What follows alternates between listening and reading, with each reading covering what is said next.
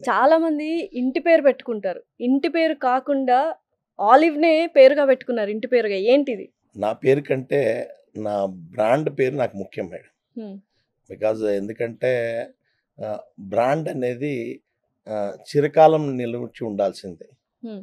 ఈరోజు మనం ఉంటాం. రేపొద్దున మనం ఉండం.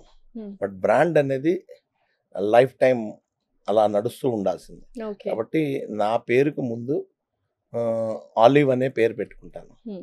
అలా. అలా ఓకే. నడుపుతున్నామండి. అయితే ఈ మధ్య కాలంలో నిజాయితీ గల మనుషులే కరువైన రోజులివి. అలాంటిది మీరు నిజాయితీ గల స్వీట్స్‌ని అమ్ముతున్నారు. ఏంటసల ఆ నిజాయితీ గల స్వీట్స్ అంటే ఏంటసలు? మేము ఈ మిఠాయి రంగంలోకొచ్చినప్పుడు దాదాపు ఒక 20 ఏళ్ల క్రితం హ్మ్. శుచిగల మిఠాయిల గురించి విన్నాం. హ్మ్. రుచిగల మిఠాయిల గురించి విన్నాం. హ్మ్. వీటికంటే ఏదన్నా భిన్నంగా ఉండాలనే ఉద్దేశంతో హ్మ్. నిజాయితీ గల మిఠాయిలనే కాన్సెప్ట్‌తో వచ్చాం. హ్మ్. ఏంటి ఆ కాన్సెప్ట్ ఏంటి ఒకసారి ఎక్స్‌ప్లెయిన్ చేస్తారా? కాన్సెప్ట్ ఏంటంటే స్వీట్స్ విత్ హానెస్టీ. హ్మ్. ఆహ్, మా దగ్గర కోవా ఉంది కదండీ! హ్మ్.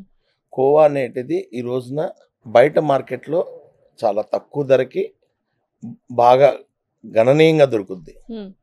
కానీ ఈ 20 ఏళ్ల చరిత్రలో మేము ఒక 100 గ్రాముల కోవా కూడా బయట కొనకుండా హ్మ్. మా దగ్గరకొచ్చిన పాలతో తయారు చేసిన కోవాతోనే మేము స్వీట్ తయారు చేస్తాం. హ్మ్. సో, ఇది మేమెంతో గర్వంగా చెప్పగలం. ఓకే.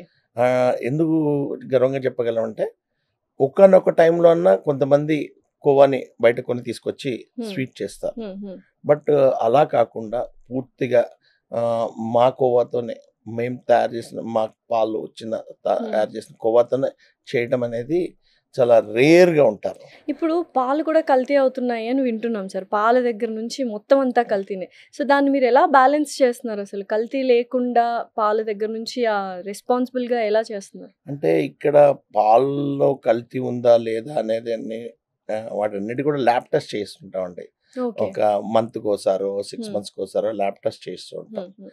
అంటే 100కి 100% మనం ప్రతి దాంట్లో కూడా పర్ఫెక్షన్ సాధించలేం మేడం. హ్మ్.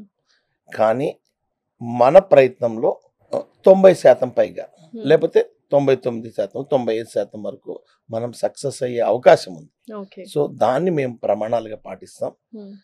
నిజాయితీగా ఉండగలిగితే ప్రజలు కూడా మనల్ని నమ్ముతారు అనే ఒకే ఒక సిద్ధాంతంతో మిఠాయి తయారీలో నిజాయితీగా ఎక్కడ అడల్ట్రేషన్‌కి అవకాశం లేకుండా మిఠాయిలు అందించడానికి ప్రయత్నం చేస్తాం.